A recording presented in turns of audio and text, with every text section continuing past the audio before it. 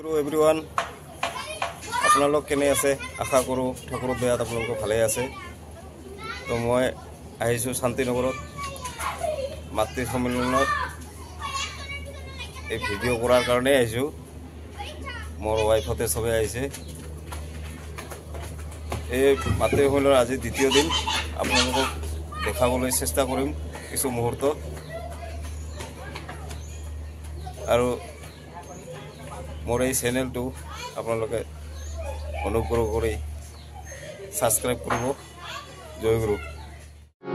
विश्व अधिनायक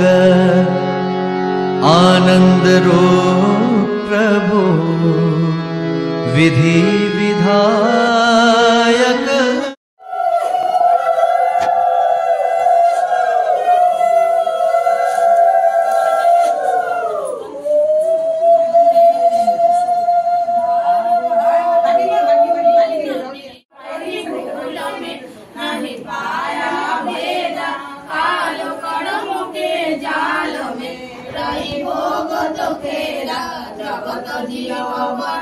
जगत नित चारो खानी ज्ञानी जोगी पिलरते सब मन की हानि भाव जगा मेरा आदिका मिले सद्गुरु आई राधा स्वामी नाम का मोहि वेद जनाई सुत शब्द निशानी राधा स्वामी नाम की मोहि महिमा सुनाई विरह राग जगाए के घर पहुँचू भाई साधु संग कर सार रस मैंने पिया भाई प्रेम लगा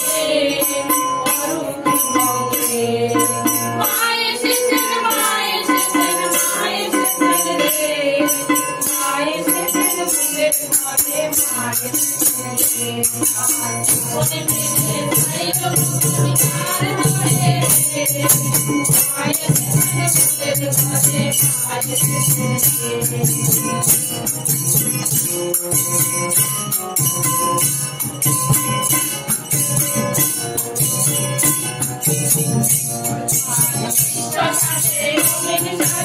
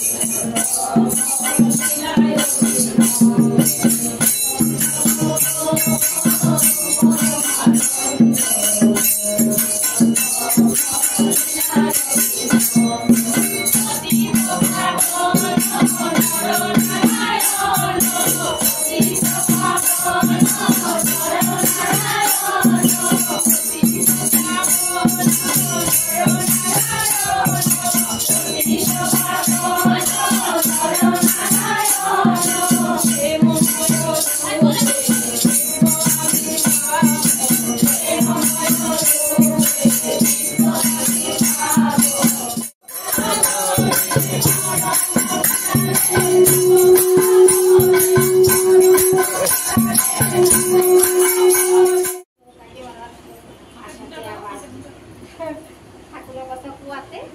তারপরে আবার মনে জানা ঠাকুরের করা তারপরে থেকে আমার দেওয়া হলো না করবো সবাই যদি করতে পারে আমি কেন পারবো না আর ওরা এতই হইয়াও যদি ওরা আগায় আসে আমার বাড়িতে সবকিছু বুঝায় কি করে তো আমি কেন পারবো না তার জন্যই নেওয়ার পর যেমন লাগতেছে করার পরে এটাই ভালো যাইতেছে মনে শান্তি লাগতেছে আজকেও বহুত চিন্তা করছিলাম যে কিভাবে কি করবো না করবো যাই হোক সবাই মিলে আমরা সাহায্য করছে আমরা যেটুক মানে আমার সামর্থ্য ওটুকু আমি ব্যবস্থা করছি আর হয়তো আগামীতে এর থেকে ভালো করতে আর ঠাকুর ছাড়লে পরে তোমার কেমন লাগছে এটা ওইটা তো শেখা একটা সেটা বলো সবারই বলো ঠাকুরকে ছেড়ে তোমার খারাপ লাগছে আর কি তারপরে আসছিলাম মানে কি অনেক অসুবিধা ছিল কারণ আমি ভাড়া ছিলাম তখন অনেক অসুবিধাও গেছে আর কি স্টোভে রাখছিলাম তখন এখন তারপরে যে তোমরা আসাতেই আমার আরেকবার ছিলাম না ওর আমি হ্যাঁ, হ্যাঁ। তখন কিন্তু রাজি হইল না হ্যাঁ। বলতেছিলাম আপনার কি না তারপরে যে আমার শাশুড়ি মারা গেল না তাহলে এক বছর যাওয়ার পরে তখন আবার আমি থেকে স্টার্ট করি আজকে আমরা যে বাকি সম্মেলন করলাম কেমন লাগে ভালো লাগছে আগামীতে এর থেকে ভালো করার ইচ্ছা আছে মনের শান্তি শান্তি এটা লাগছে। সবচেয়ে বড় শান্তি লাগছে শান্তি লাগছে ছাড়া এখন তাহলে তুমি আমার জন্য তো হইতে পারবা তো ওই যে তোমরা চেষ্টা করবো অজ্ঞান অবস্থায় দীক্ষা হয়েছে অজ্ঞান অবস্থায় পরে সবার একটা শিশুরা আনন্দে আর ধরে না যে আমি দীক্ষা পেয়েছি আমি দীক্ষা পেয়েছি পরে সবার কাছে আনন্দ করে মাতা অন্য হয়ে দিকে দীক্ষা পাইব আনন্দ দিদিও আমি দীক্ষা পেয়েছি বাবা আমি আজকে দীক্ষা পেয়েছি রাধা মাধব আজকে আমার দীক্ষা দিয়েছে আমার খুব আনন্দ আর আমার আজ ধরে না আমি খুব আনন্দিত শিশু খুব আনন্দিত করে 9 বছর বয়সে সেই সময় মাতা মনমুখী দেবের বিবাহ করতে বিবাহ বছর পরে আবার দীক্ষা আবার নিব আর কি দীক্ষা আগ্রাতে হুজুর আছে না হরি মহারাজ উনি হিন্দিভাষী উনি আবার দীক্ষা পাওয়ার জন্য ওনার কাছে হিন্দি ভাষা জানে না মাতা মনমোহনী দেবী হিন্দি পুস্তক কিনছে পুস্তক কিনে হিন্দি ভাষা শিখছে শিক্ষা এই বিষয়ে লেগছে চিঠি লেগছে যে আমি দীক্ষা নিতেছি উনি আবার কলকাতায় আসলেন কলকাতায় আসার পরে আবার মাতা মনমোহনী দেবী কলকাতায় আবার দীক্ষা দিয়ে আবার অজ্ঞান হয়ে গেল অজ্ঞান অবস্থায় আবার দীক্ষা নেওয়ার পরে আমি আমার তো এই মন্ত্র ওই মন্ত্র একই মন্ত্র এই যে আমি রাধা মাধবের কাছে কাঁদলাম কান্দার পরে যে আমার দীক্ষাটা তুললো ওই মন্ত্র আর এই মন্ত্র তো একই মন্ত্র পরে মানে দীক্ষা আরেকবার গেছে আর কি তার বান্ধবী একজন বান্ধবীর কাছে ওর বান্ধবী বাড়িতে গেছে নাকি গিয়া দেখে তোমার ওইটা আগের ঘটনা যে এই যে আপনি আমার স্বামীর গুরুদেব স্বামী গুরুদেব আমারও এরকম করে দীক্ষা হইল সব কিছু হইল পরে আস্তে আস্তে উনি ঠাকুরের জন্ম জন্ম মতো বিয়া হইল ঠাকুরের কাছে পরে মাতা মন্দিরে গিয়ে শিবচন্দ্র বাবা ঠাকুরের তারপরে মাঝে মাঝে বিয়ে থেকে বিয়ে দেওয়া হলো, বিয়ে থেকে সংসার হলো, ঠাকুরের জন্ম হলো। ঠাকুরের জন্ম হিসেবে ঠাকুরের বাল্য লীলা অনেক, তোমার 3 বছর বয়সে ঠাকুর পাশের ঘরে মা কাছে চল অনো ইসে ওই বাড়িতে একটা শিশুর জন্ম হয়েছে, চলো বাবা দেখে আসি। না না না, ওই শিশুকে দেখে কি লাভ হবে, শিশুকে লাভ হবে না, আমি যাবো না যাবো না। কেন বাবা এরকম বলতে নাই তো, এইরকম বলছো আপনি কেন? বলে ওই শিশু বাঁচবি মাত্র 18 দিন, ওই শিশু দেখতে কী হবে? ঠিকই 18 দিন পরে শিশু মৃত্যু হয়ে গেছে। এটা কিন্তু ঠাকুরের অনেক অনেক ঘটনা, সবাই আপনারা জানেন, কিন্তু আমি জানি না।